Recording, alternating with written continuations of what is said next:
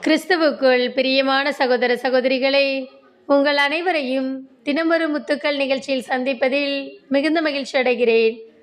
மற்றவர்களை உயர்வாக எண்ணுவோம். 1 பேதுரு 5ஆம் அதிகாரம் 5ஆம் வசனம்.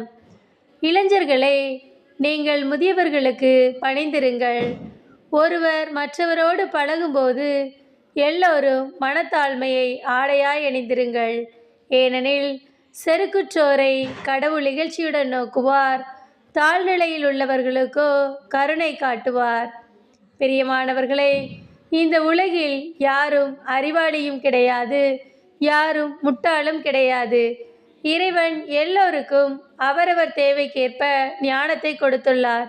சில சமயங்களில் நம்மை விட சிறு வயதில் இருப்பவர்களிடமிருந்து நமக்கு தேவையான நல்ல விஷயங்கள் கிடைக்கும்.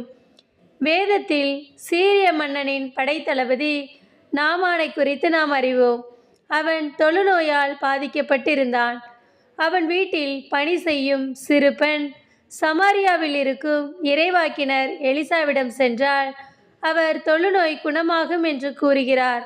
நாமானோ அந்த பெண் சிறு பெண் மற்றும் வேலைக்கார பெண் என்று பாராமல் அந்த பெண்ணின் வார்த்தையை கேட்டு எலிசாவை சந்திக்கிறார்.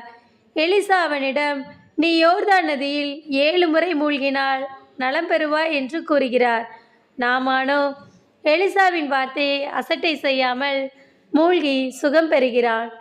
நாமும் சில வேளைகளில் இப்படித்தான் சில காரியங்களை அசட்டை செய்து நமக்கு வரும் ஆசீர்வாதங்களை இழந்து விடுகிறோம்.